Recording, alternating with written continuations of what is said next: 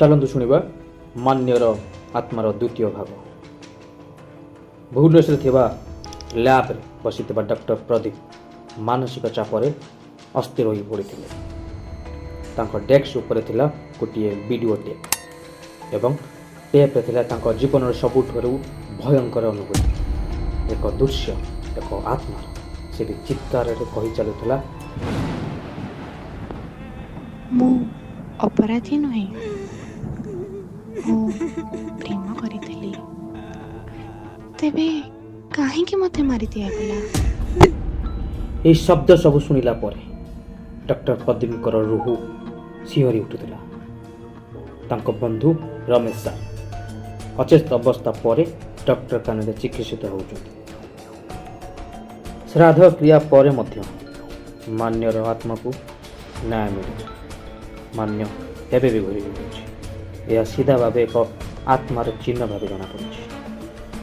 यापर doctor Pradeep अनुसंधान को जारी रखिंट और देवगढ़ ग्राम में पुनर्बार प्रवेश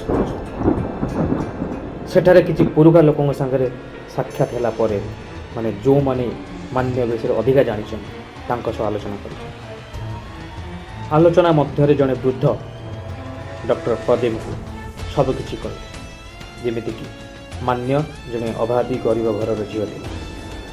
गोपाल बाबू को से प्रेम विवाह करता किंतु से लोक नीति नियम कौन से खातिर न करी मान्य को निर्यातना दो। जो समय मान्य गर्भवती थिला सही समय गोपाल तांको नष्ट चरित्र आख्या दे घर विताड़ित कर देता।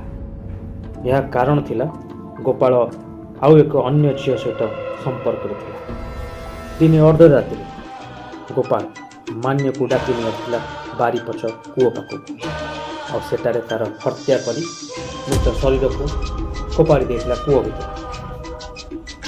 यही सब कथा शुणी सारा पर डॉक्टर प्रदीप निष्पत्ति कि मान्य को न्याय दे। किछि दिन पर रमेश सार हॉस्पिटल डिस्चार्ज हो आसिले। तापर डॉक्टर प्रदीप रमेश सार को गोटे गोटे कर सब कथा कहले। शेष निष्पत्ति नेले अन्याय को आम न्याय परिणत करवा। पर थाना गोपाल विरुद्ध अभियोग दाखल कले। अनेक पुराना रेकर्ड उद्घाटित है। गाँव में अनेक लोक गोपाल बेईमानी विषय साक्षी दे अंते गोपाल गिरफ है। एक प्रश्न पर अंकसित सत्य स्वीकार कले गोपाल। हाँ मु मान्य को मारी, मु मान्य को अपमान दे कारण से मो प्रेम बाधा दिला से रास्तार हटई दे मारिकी ता शव को कूओ भितर पकई हेले मु जानी नथिली एबे भी मान्यर आत्मा सेठी घूरी बुलुछि। एहा पर ग्रामर तांत्रिक भीमनाथ मान्यर आत्मा को शांति देवा पई पुनर्बार एक यज्ञर आयोजन करे। से जे अर्धरात्रि दिन धार्य कराइथिला चंद्र पूर्णिमा। गाँव लोक मान्य पाई दुख प्रकाश करते एवं प्रथम थर सेठी एक सत्यर उद्घाटित होता। चंद्र पूर्णिमा दिन कूप पाखे पूजा अर्चना करागला, श्राद्ध क्रिया करागला। यही सब रेकर्ड करुते डॉक्टर प्रदीप। से रात्रि एक अद्भुत रात्रि था।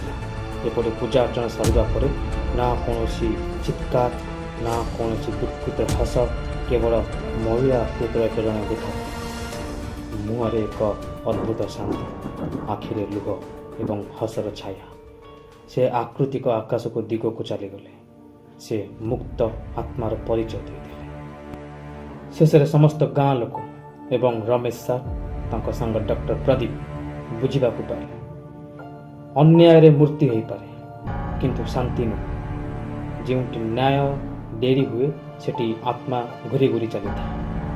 न्याय और नीति अंतर्गत हेले आत्मा को मुक्ति मिली था।